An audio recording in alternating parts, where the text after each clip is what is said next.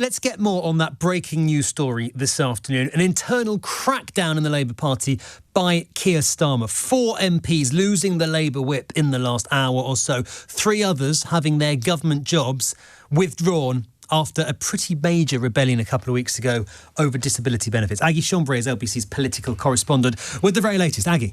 Yes, that's right, Ben. So in the last half hour, it has been confirmed that 4 MPs, Duncan-Jordan, Chris Hinchcliff, Brian Leishman and Rachael Maskell have all had the whip withdrawn, suspended due to repeated breaches of party discipline. Pending a future review. And as you say, 3 Labour MPs losing their government jobs, their trade envoy roles. Rosina Allen-Khan, Bell, Rubiaro Addy and Mohammed Yassin. This follows a fortnight later after that welfare vote where over 120 MPs signed that reasoned amendment. And as I said in that tease there, they thought they had safety in numbers because just about a year ago, 7 Labour MPs voted against the government on the 2-child benefit cap and they all had the whip suspended. And since then, you've spoken to Labour MPs and they're a little bit worried about rebelling because they're worried about losing the whip. They basically thought, look, there's over 120 of us that have signed this reasoned amendment. Basically, 120 of us saying we will rebel and we are safe. And today, the proof of that is that they are not. And the government is basically trying to show that they are in control of the party, trying to regain that discipline that they had early doors just before MPs go off on summer recess. We've heard from a couple of those MPs. Brian Leishman, who's been suspended, he said that he'd had the whip temporarily suspended, said he's a proud Labour member and remains committed to the party. Rachael Maskell, too, has been talking in the last few minutes.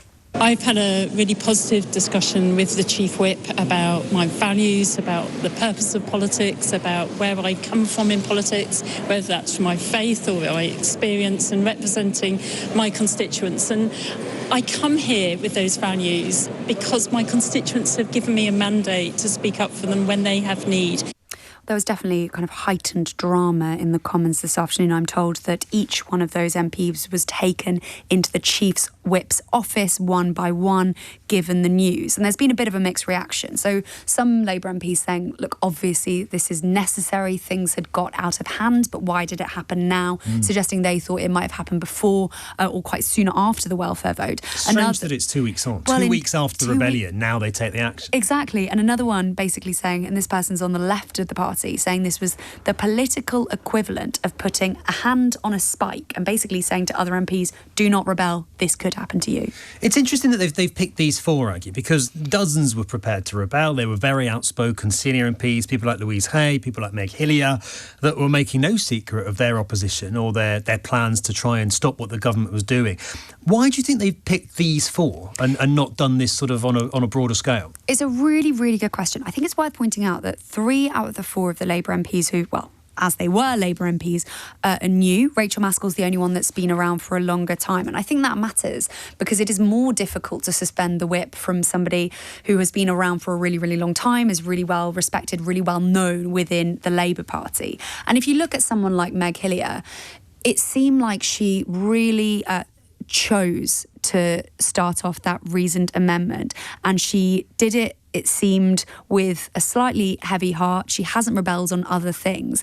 And I think members of the Labour Party responded to that, basically thinking, OK, she's taken this big step and this is a huge leap.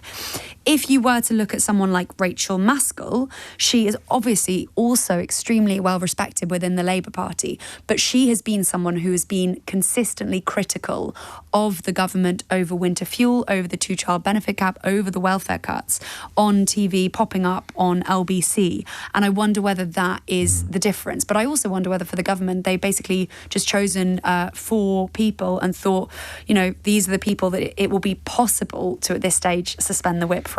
Aggie, thank you very much indeed. Aggie Chambray, LBC's political correspondent. I don't know if that's a good move. All the Labour MPs I was talking to, I'm sure it's the same for Aggie, after that rebellion, saying number 10 needs to do a far better job of working with us, putting an arm around backbenchers, being more collaborative, being more respectful.